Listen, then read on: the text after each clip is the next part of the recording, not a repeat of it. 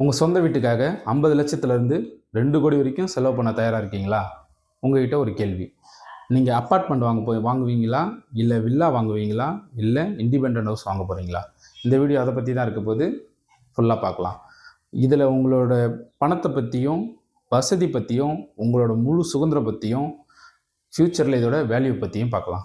First விஷயம், அப்பார்ட்மெண்ட்டில் பணத்தை பற்றி சொல்லணுன்னா இருக்கிறதுலே கம்மி அப்பார்ட்மெண்ட்டு தான். பார்க்குறதுக்கு உங்களுக்கு வித்தியாசமாக இருந்தாலும் அதுதான் வாங்கிறதுக்கு இருக்கிறதுலே கம்மியான ரேட்டு அப்பார்ட்மெண்ட்டு தான் கிடைக்கும். ரெண்டாவது விஷயம்,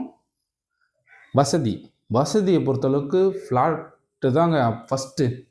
எல்லா வசதிகளும் இருக்கும். லிஃப்ட் இருக்கும், ஜிம் இருக்கும், ஒரு கேட்டட் கம்யூனிட்டி இருக்கும், செக்யூரிட்டி இருப்பாங்க.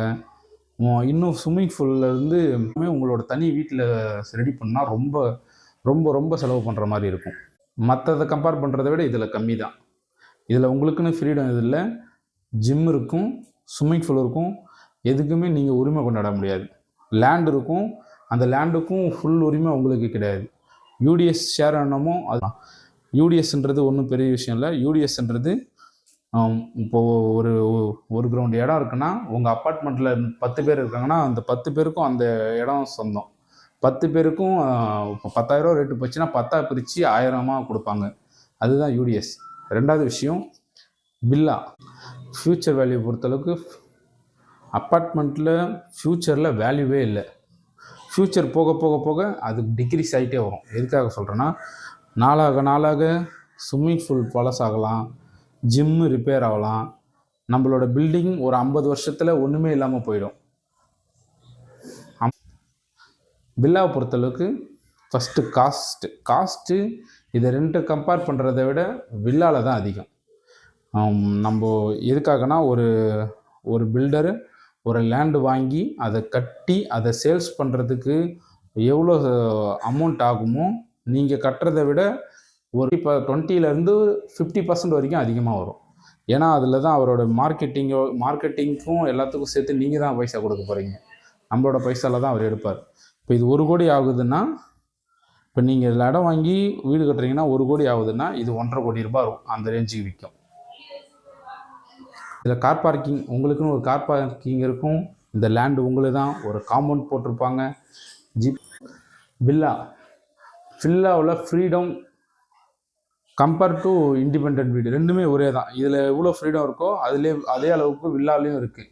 இப்போ என்னன்னா, வில்லாவில் இருக்க ஃப்ரீடம் அது ஏற்கனவே கட்டின வீடு. அதனால் உங்களால் கஸ்டமைசேஷன், இப்போ நீங்கள் விரும்புகிற மாதிரி பெட்ரூம் இந்த சைஸுக்கு வேணும், கிச்சன் இந்த சைஸுக்கு வேணும், கிச்சன் அந்த கார்னரில் வேணும் அப்படின்னு சஜஸ்ட் பண்ண முடியாது. ஏன்னா அது ஒரு கட்டின வீடு. அந்த வீட்டுக்குள்ளே ரேண்டை வேணால் நீங்கள் இடிச்சிட்டு மறுபடியும் கட்டலாமா தவிர அந்த ஃபிக்ஸ்டு அதில் என்ன இருக்கோ அதுதான் உங்களுக்கு. இண்டிபெண்டன்ட் லேண்ட் வாங்கி வீடு கட்டுறது இருக்கிறதுல பெரிய அட்வான்டேஜ். எல்லாத்துலேயும் ப்ளஸ் ஆக போகிறது இது ஒன்று தான். இதில் இருக்கிற மைனஸ்னால் உங்களால் இதில் ஒரு ஸ்விம்மிங் பூல் கொண்டு வர முடியாது, மற்றபடி ஜிம்மு கொண்டு வர முடியாது. இந்த மாதிரி சின்ன சின்ன விஷயம் கொண்டு வர முடியாது. மற்றபடி முடிஞ்ச அளவுக்கு எல்லா விஷயத்தையுமே நம்ம பண்ணிடலாம். ஃபஸ்ட்டு விஷயம் காஸ்ட்டு வந்து இப்போது வில்லாவை கம்பேர் பண்ணும்போது கம்மியாக வரும். இண்டிபெண்ட் ஹவுஸ் தர சேஃப்டி வேறு எதுவுமே தராது. ஏன்னா நீங்கள் இப்போ ஒரு லேண்டு வாங்கியிருக்கீங்கன்னா அந்த லேண்டு ஃப்யூச்சர் ஆக ஆக ஆக அதோட ரேட்டு அதிகமாகிக்கிட்டே தான் போக போகுது. இப்போ எப்படி சொல்கிறேன்னா, இப்போ நீங்கள் அதில் ஒரு வீடு கட்டிட்டீங்க.